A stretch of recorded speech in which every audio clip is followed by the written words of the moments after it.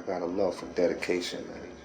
You know what I mean? Because even myself, I fight that battle to try to stay dedicated to whatever I do. It's hard to be dedicated, man. And you know, if it's sports, if it's music, if it's anything, man. When I see somebody that's dedicated, I show them. You know what I mean? My heart go out to them, G, because it's hard to stay focused, man. Je fais ce qu'il faut, je me lève chaque jour avec l'envie d'aller plus haut. Je sais ce que je vaux, alors je garde le cap afin d'élever le niveau. Je fais ce qu'il faut, je me lève chaque jour avec l'envie d'aller plus haut. Je sais ce que je vaux, alors je garde le cap afin d'élever le niveau. I signed my deal in 01.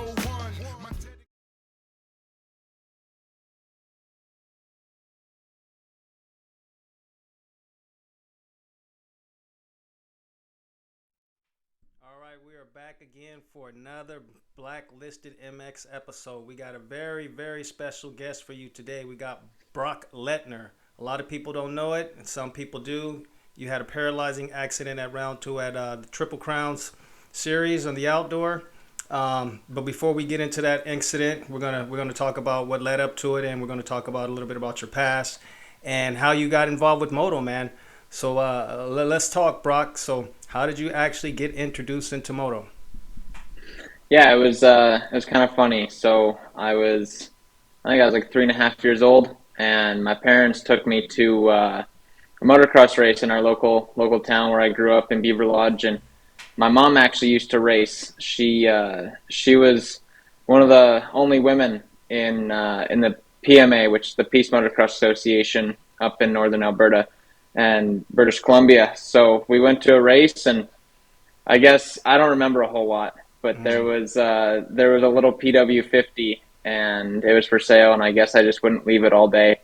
And by the end of the day, mom and dad loaded up in the back of the truck, and then the rest was in the history books, I guess. That's interesting because you don't see too many guys that say my mom got me into racing or my mom was a racer. It's usually the pops, man. How did your mom get into racing? I don't really know.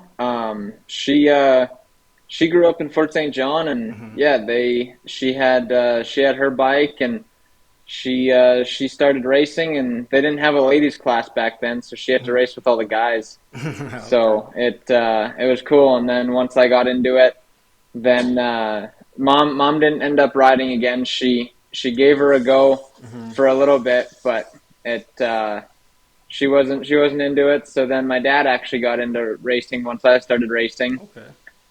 and we were doing it. And mom was my mechanic when my dad was racing, and she was cooking meals and making sure we were all fed and everything like that. So it was good. We were a good crew right from the start, right till the end. Right on, right on. That's family. That's how it should be, man. So you grew up in Alberta, but you live in BC. So where did you do most of your racing in as an amateur in Alberta or BC, or a little bit split up? So yeah, a little bit split up. As an amateur, Mm-hmm. I did the Peace Motocross Association, Yep. and then I did that up until kind of around like 80s, and then I was already doing CMRC as well. Okay. So when I got onto 65s, we started doing CMRC and PMA, and it was good. It was fun. Got to get a lot of the Alberta championships and the local PMA championships and whatnot. But then as time went on, um, we didn't move to BC until I graduated, so 2015. So I was already pro Mm-hmm. by then, so I didn't do a whole lot of local racing in southern British Columbia, where I am now, Okay. mainly in northern. Mm-hmm. So Fort St. John, Chetwynd, Taylor, Dawson Creek, a little bit in Kamloops, Mm-hmm. not a whole lot. I know that's southern, but Mm-hmm. we'd mainly come down here before I started going to California in the spring because the weather was always better here. Okay. So mainly the majority of my amateur career was actually all in Alberta and then northern BC. Okay. Now you're residing in BC. You spend a lot of time in California. was it just because California was fairly close you decided to start racing there, or you decided you wanted to kind of fill out everything around California, try to start a career in the States instead? Yeah, obviously, mainly like West Coast kids, they go to California, and then East Coast kids usually go to Florida, Georgia, all that kind of stuff. Um, I love it in California. I was there, and we were doing some amateur races and all that kind of stuff as well. And then, yeah, I just once I turned pro in Canada, kind of the next step was, all right, I'm pro in Canada. I want to be pro in the States too. So I figured out what I had to do, and then we were there. We got there. And how long were you in the States racing for? And then when you were in the States and you turned pro, were you riding the outdoor nationals there in the States? Were you attending Supercross? How was your format when you were there? Yeah, I didn't do a whole lot of outdoor nationals. My first one was in 2014 in Utah, Okay. and it didn't go as planned. I crashed out in the first moto with a few laps to go. But then I gave it a go a couple more times for at Hangtown and whatnot. But it just it never worked, and it was always right before the Canadian Nationals, and it was tough. I didn't want to take a chance of getting hurt. So, but the Supercross side of things, I did first Supercross in 2016, Okay. and I didn't make the night show. I didn't make the night show for the first 2 years that I raced Supercross. Okay. I didn't do like the full series or anything. I just did kind of select rounds to go try it out. And then I think it was 2018. Yeah, when I finally started making night shows and putting the puzzle together and putting the pieces in place, and it was fun. That was the dream come true. Is making the night shows in Supercross. That was cool. And how was it? How was it making your first night show? I mean, what round was that at, and how'd you end up? It was second round in Houston. Okay. Yeah, I'll never forget that feeling. That's for sure. I felt good on the track all day, and then I went out there, and when you go out for your night show qualifier and you're on the gate and you're looking up in the stands, it's like, wow, Yeah. this is what you dream of as a little kid. Right on, man. I can imagine what that feeling is like, man. I never got to be in your shoes, but just being a pro, being able to just qualify and being able to come out there in the stands like that, especially at Texas, because I hear so many good, positive things about Texas. So many people that I know that actually went to Texas and qualified, and it seems to be like a hot spot for people to go to actually finally make their first main, end up being like in Texas. Yeah. I mean, hey, everything's bigger in Texas, so it worked out. Right on. Now, what's your California ties? I always talk about California because I'm a California native, and I always find the stories interesting for guys from BC or different parts, to come back to California. But you had some ties with one of the dealers that I was actually delivering parts to was Temecula Motorsports. Were you riding for those guys? Were they a sponsor of yours at the time? Yeah, so Nick and Cody, they helped me out lots down at Temecula Motorsports, and I always stayed right in Temecula, Murrieta kind of thing. And then as time went on, I ventured down to stay with my parents in Palm Springs, and but still was with Temecula Motorsports, and still to this day, if I go down there, they help me out. So just created a great relationship with them, great people, and yeah, it was good. They're a big dealership, and they stock lots of parts, so it's not one of those dealerships where you got to wait a month for a part. You can kind of and go there and lined up. Yeah, like I said, I was one of those guys delivering their parts. I worked for a distributor at the time, and we were distributing a lot of parts from pipes to gear to oils to everything, and they were in my route when I was taking parts. But you also got some other California ties. How do you know Mark Peters? You did some track work with this guy. So, yeah, I did some stuff with Mark. No one else knows him as Big Cap, but that's our cycling nicknames. Okay. And it was cool. Got to work on a lot of the test tracks and help build them.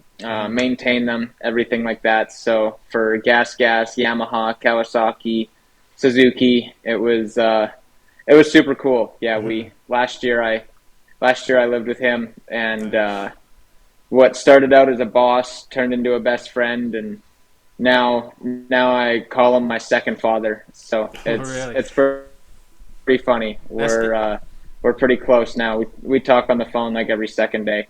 That's what's up. Well, next time you talk to that guy, tell him I said what's up. And I got an interesting story for you about him. I used to work for his dad when I was younger, when I was a kid. Oh, really? Yeah, and that's funny. I talk about life all the time and all the connections. I don't really start knowing these things until I start interviewing people and putting the pieces of the puzzle together, right? So I started working for this guy when I was in high school. I barely just got my driver's license, and they were running CMC racing at a track called Racetown 395. Yep. So that was pretty much my home. I would get out of school, go to the track, help him out. Mark was one of the guys that showed me everything around the track, man. I was blessed to be able to have Mark show me these things and be able to work for his dad, Stu Peters, who is now elected to the Motorcycle Hall of Fame. And Sonia Peters, who's a good friend of mine, she's supposed to be on the show as well. But it's not about their story, it's about your story. But I just find it interesting how little connections you don't know. You know what I'm saying? Like, he's a good friend of yours. That's cool. And I used to work for the guy. That's crazy. I'll definitely have to give him a call later on and tell him. Definitely. All right, Brock. So let's get into it, man. Let's start talking about some of this Triple Crown. How did it go for you last year? We'll speed it up, but how did it go for Triple Crown for you last year? Last year, I actually didn't even race. Okay. I haven't done a national since 2017. Oh, wow. And then I just had injuries upon injuries upon injuries. Okay. And it was a shitty situation, to say the least. And then COVID happened, and just I wasn't going to travel out east for the few rounds and stuff. So I hit reality. I went and got a job. I really enjoyed my job. I was an equipment operator, running dozers, like excavators, skid steers, everything.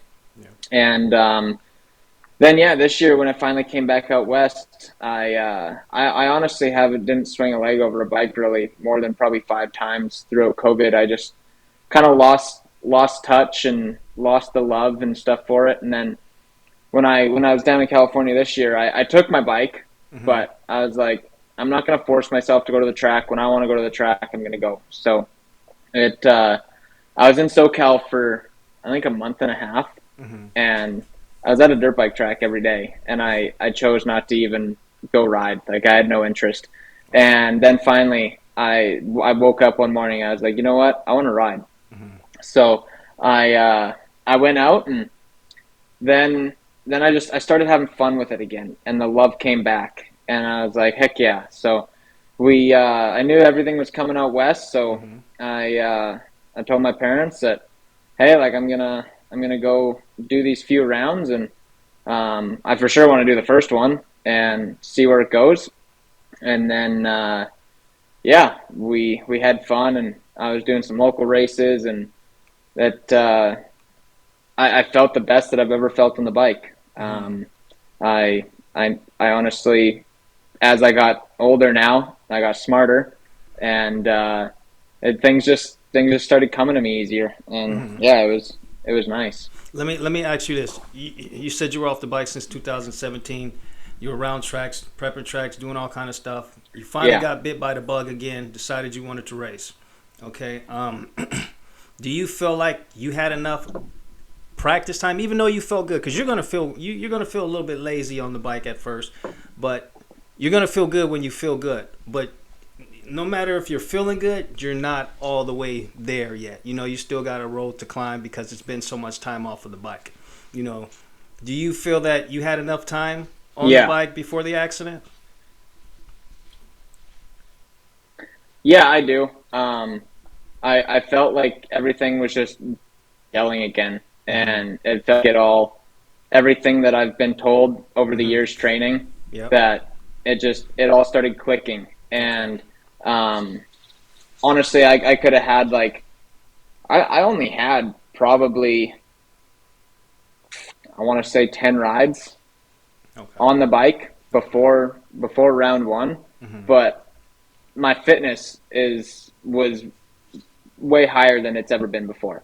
So I knew right there that was what I needed, and that's what I lacked in the years past. Was I did all the riding, but I burnt myself out riding, and I didn't do enough cycling and enough gym work and all that kind of stuff. So that's where I knew that I was fine, is because my fitness was there. Yeah. And the thing I struggled with the most was my grip strength, just because I didn't have a whole lot of time on the bike, right? Yeah. So. Okay. So let's get into round one. Of the Triple Crown, you did really well during the week. I think you finished like a third and a fourth. I'm not sure what you got overall. Was it that round that you hole shot it? I know you got a video on Triple Crown that got you out front and hole shotting. Yeah, that was the WCAN. That Okay. was super fun. That was a fun week. It was just a nice little like confidence thing going into the weekend, feeling like I was ready. Round two, that's when you had your tragic accident. Now, you blacked out for about 45, 50 seconds, was completely unconscious. What part of your day do you remember? Do you remember like practice during that day? Do you remember your morning and anything like that as far as your day flowing? Like, how were you feeling prior, if you remember any of that? Yeah, it's actually nice because I remember the whole thing. I remember waking up, getting out on practice, looking at the track. I even remember everything up to the second before I was unconscious. It was a great day. I woke up. I was feeling good. Had a good night's sleep. We had some family friends with us as well, and everything was just gelling. I wouldn't say I was totally stoked on the track when I got there. I looked out, and it's kind of crazy. It's actually the section right before where I got hurt. They didn't groom it at all, so it was very blue groove, and they put a bunch of water down, and it was terrible. Basically like water on polished concrete. So, but yeah, other than that, everything was going good, and then we just had one small mishap that I didn't even see the kicker, and there was I thought that I was hitting the same line every time I went around the track there. So I came around. There's like an 8-pack of rollers, and then it goes down a hill, and then it comes back up. And so I was going double, and then bouncing off the second last double to jump as far down the hill as I could. And it was lap one of qualifying, and I because of my situation at round one, I ended up going DNF, but the second moto I was running 8th, and 2 laps to go, and I had it locked in, and in the first moto we had an incident where my stator cover got pushed in, so my battery wasn't holding a charge, so I had to DNF. I couldn't finish, but so I was then in the unseated qualifying. So as soon as I left the gate, I knew that I had to get going to get away from those guys and get a nice, fresh, clean track and hammer my laps down. And that's what I was doing. I already had like a whole section on them. I just quickly got away, and we hit that kicker. And as I went down, obviously the panic revs went up, and I just thought in my head like, oh, this is not going to tickle, but ended up not really feeling a whole lot of it at the end of the day. So I feel like I can make that joke now that I'm in a chair, but yeah. So that's how that happened. And as soon as I hit the ground, I was knocked out for 50 seconds. Everyone came to, and once I came to, I heard everyone saying like, he's not moving, and just over time we they were trying to get me to move my feet and everything, and we got my gear off, and I tried to move my feet again, and that's when I knew. I knew on the track, and obviously my parents were trying to keep me as positive as possible, saying like it's okay, like you're gonna be okay, but I knew on the track right before I got on the stretcher, and we went to the hospital to get into the Stars ambulance helicopter that, there'd have to be a pretty good miracle in surgery for me to have my legs back. So that's when I knew that I was a paraplegic. I could move my arms and everything. So there was that was like my biggest blessing, is that I still got my upper body. I still got my arms. I still got my neck, everything like that. And most of all, I'm still alive. Yeah. So we're still here, and you can at least tell the story, and you can start your new chapter in life and go forward. Yeah. When that fucking helicopter comes, it's a serious injury, man. Nobody wants to see that day, man. Let me ask you this, because it's a real question. Like, when you felt and when you found out, like, the extent of your injuries, how were you emotionally, man? How did it hit you? I know it had to hit you hard, and it's kind of a dumb thing to even say it hit you hard, because hit you hard. But how did you feel about everything? Yeah, like I said, on the track, I had a couple moments where I broke down crying, and I knew, and like I said, my parents were trying to stay strong, and the hardest part was after surgery, when the surgeon came in and he said, like, okay, so this is what we did. We had to your back was dislocated and broken at T6-7, and it basically kind of looked like that. Damn. Not that big, but a centimeter to centimeter and a half dislocation, which is a lot, especially with your spine and spinal cord.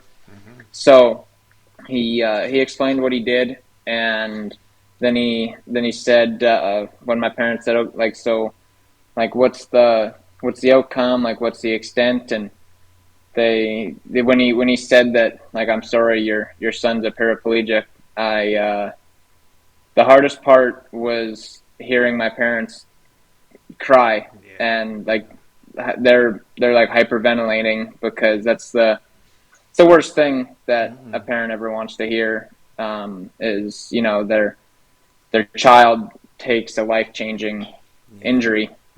And I honestly didn't even cry at that moment. It just sunk in, because I already had a good idea, right? Like I kind of let my tears out at the track, and but hearing them, that was probably one of the hardest things to accept, and try and tell them, like, it's okay. And obviously they're wanting to take blame for things, and I'm like, it's no one's fault. This could happen to anyone at any time.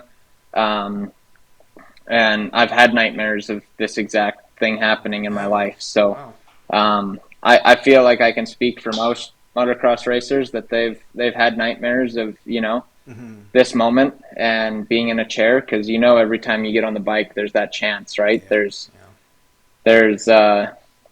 you got speed and gravity, and it's a recipe for disaster. There's a lot of things that go on the track, and with the bike, and with your body, with your brain, everything, that you got to be 110% every time you get on there.